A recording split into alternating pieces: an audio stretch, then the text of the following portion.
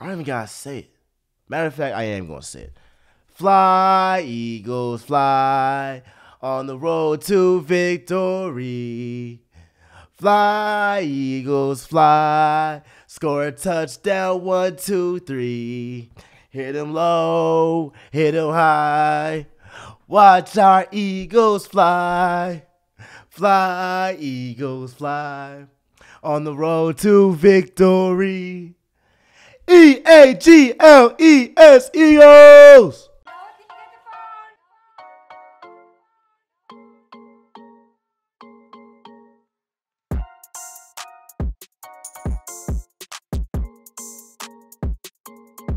What's good, Joe? What's good, Real Talk Squad? This is Miles, and you're listening to Real Talk with Miles Johnson, where you know I always keep it real. Let's get right into it, man. I'm back in my poncho. Got a little bit lopsided. All right, there we go. With the Fly, Eagles, fly. Eagles. Shout out my sister, Layla Johnson. Christmas gift. Best gift ever. But again, when you talk about, the Philadelphia Eagles, I mean, this was written. This was written. It was our year. I mean, look, you have the Philly Goats, last year make, a song that is, caught on worldwide. And they create a dance that everybody's doing around the world. And it just so happens that the Eagles, are in the Super Bowl. This is our year. Like, we're going to win. Like, it's no coincidence that we have the hottest song, Uzi, rapper from Philly. I just want to rap. You got the Philly Goats. Got everybody blicking. I mean, Philly is on top. Philly is on top of the world. And I'll be honest, right? When you talk about you have the Phillies that were in the World Series, and what happened? They lost in, Game 6 to the Astros, right? Talk about the Union, who lost to LAFC in, with the Gareth Bale 128th minute goal to send it to PKs, and then they end up losing in PKs. And now we have the Eagles in the Super Bowl. So I ain't gonna lie. Y'all gotta win. It is a lot of pressure on the Eagles to win, because Philly cannot go 0-3. 0-3 in soccer, in baseball, and in football. That would be crazy. That would be, you can't have the Union, the Phillies, and the Eagles all in the freaking, finals or championships of each of their respective sports and not have at least one ring, one chip to show for it. That would be really crazy, right? So this is written for us to do it. And this is the sport that I, love Philly the most for. I told my dad when I was younger, when it was that Nick Foles era. It was really that Mike Vick era. And I told my dad I will be a Philly fan for life. That was before I was a bandwagon kind of. But I'll be a Philly fan for life. And guess what? It has paid off. Now, I said to my friends, I was like, heck, if the Eagles win me a Super Bowl one time in my lifetime, I'll be straight. And guess what happened in 2017? They won the Super Bowl. I was there for the parade. We had a day off of school. It was amazing. Now I'm a senior in college. I'm about to go out of, Morehouse College. Deuces. It was a good 4 years, but I am ready to go. And what a better way to go ahead and win a Super Bowl on my way to graduate. 2023 is my year. 2023 is the year. Jordan year. And talk about Jordan. Hey, Jalen Hurts is Michael Jordan. All right. I know y'all got mad about that. But, look, he has that Michael Jordan impact. Because, yes, when he plays, and I love their chances when it's either against Joe Burrow or Patrick Mahomes. It's probably going to be, let's see how the game is looking right now. But I had the Chiefs winning that game. And I think that they will do it. And talk about what's the score right now. The Chiefs are up 13-3. I said the Chiefs were going to win. I'm going to pull up that graphic right here. Shout out my man Joshua. But I had the Chiefs winning. So I like their chances, even with a guy in Patrick Mahomes, that maybe if he ends up winning will be 9-8 I get 80% healthy still. I still think that ankle is really going to bother him, especially against that Eagles pass rush, which we have seen is deadly. My first topic of the day in terms of this game was people are saying that, hey, if Brock Purdy stayed in, the 49ers were going to win. There's literally no evidence that says that. Like, Brock Purdy couldn't even last six plays before getting wrecked by Hassan Reddick, getting his elbow injured, and ended up being out for the, almost being, he was limited for the entire game.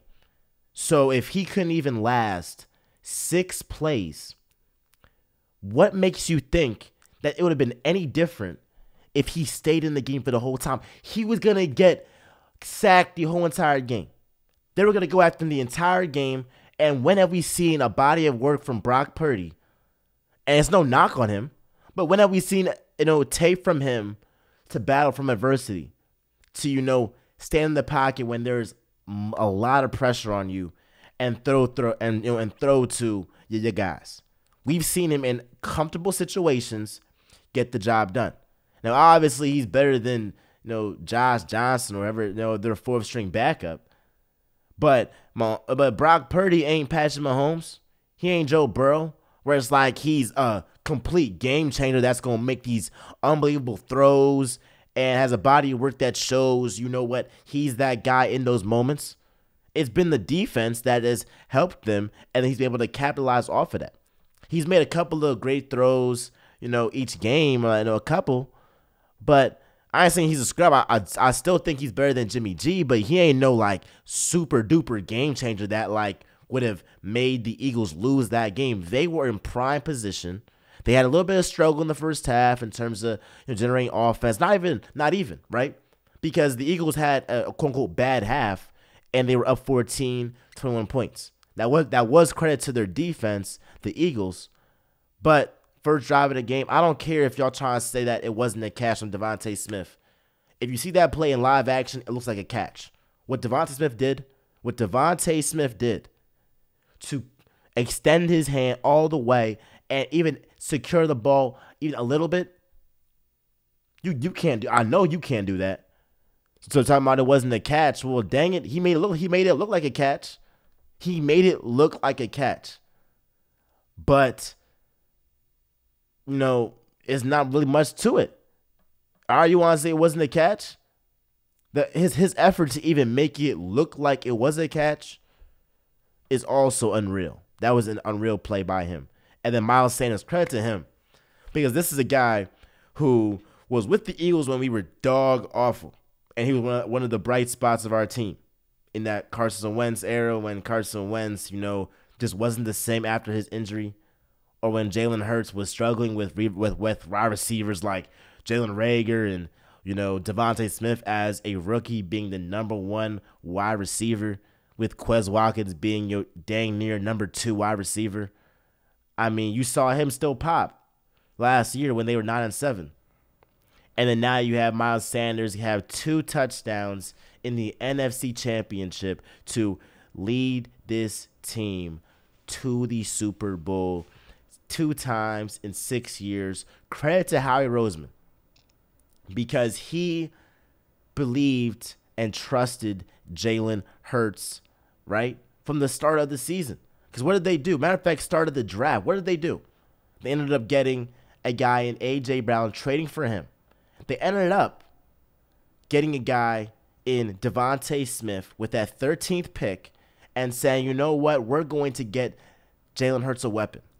Then they go ahead and get A.J. Brown, another weapon for Jalen Hurts. And then they go get him more defensive playmakers, Hassan Reddick, Josh Sweat, right?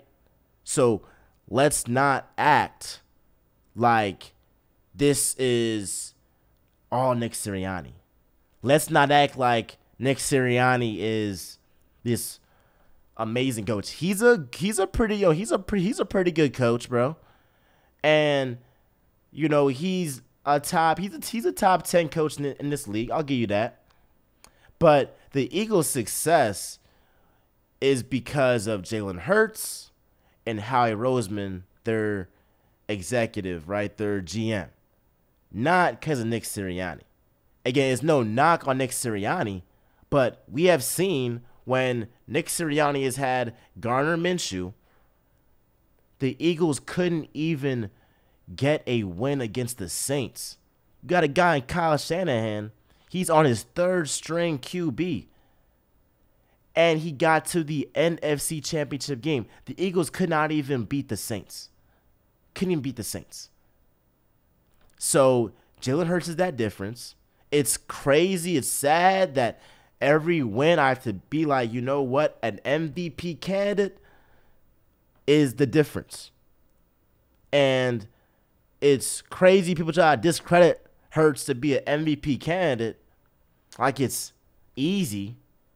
Same with Lamar Jackson when he got his MVP. Like, this is not something easy. Like, you don't win like, you don't even are in the MVP conversation, like, off luck, off accident.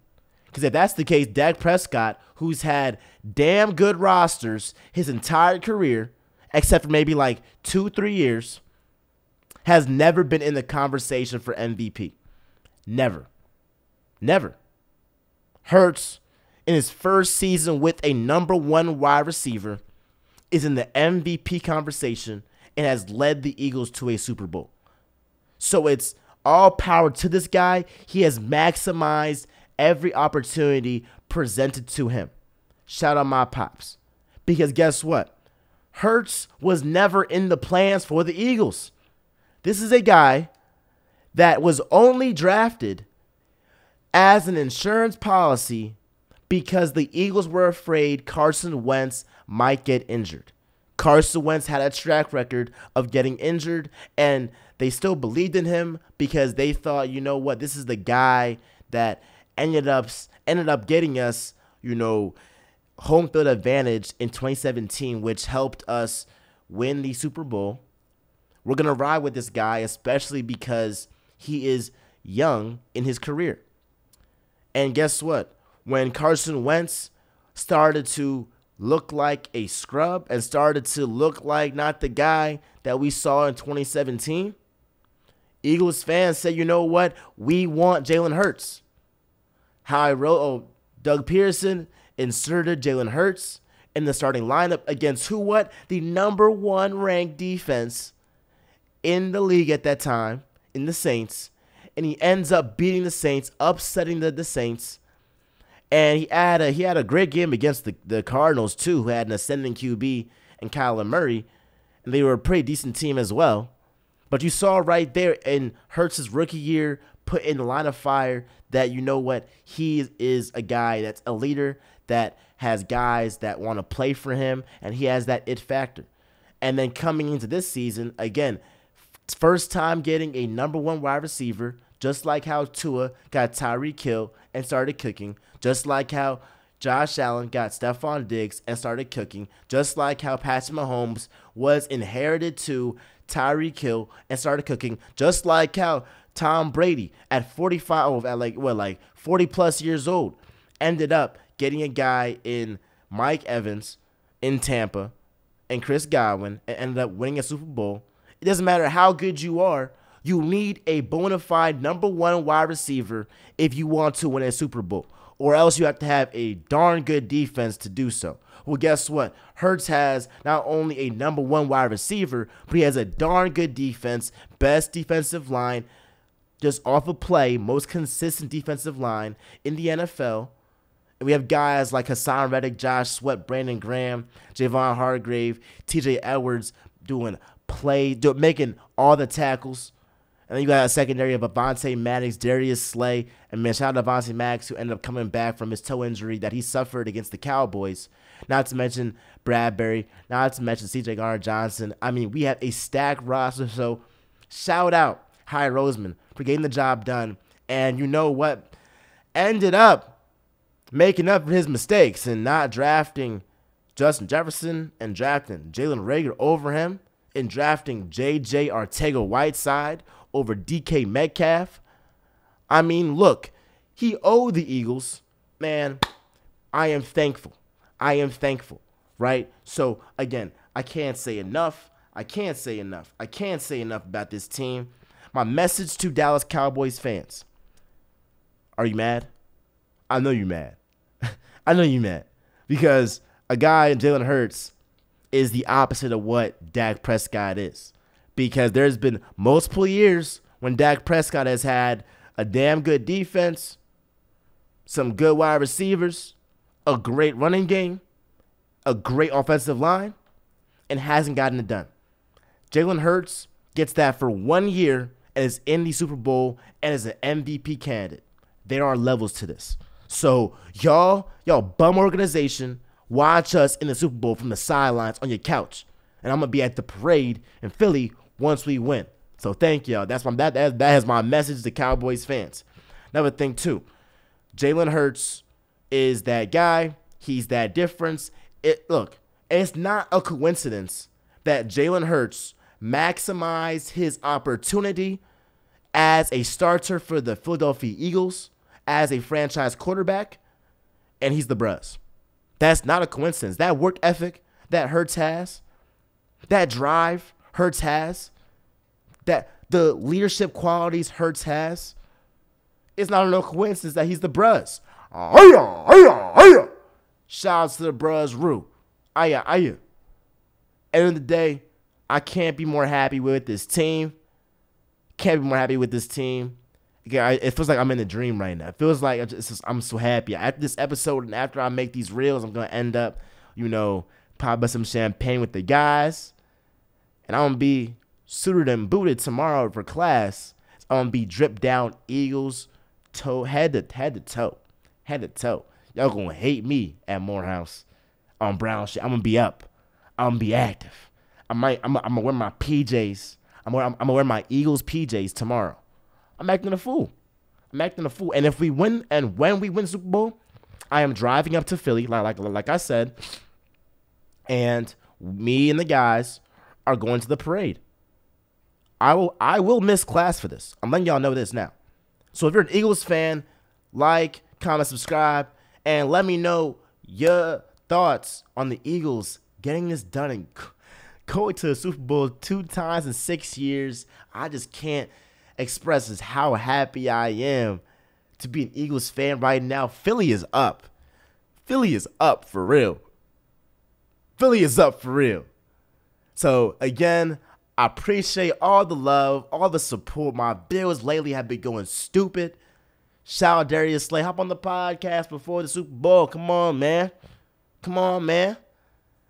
But that being said, y'all, I'm out.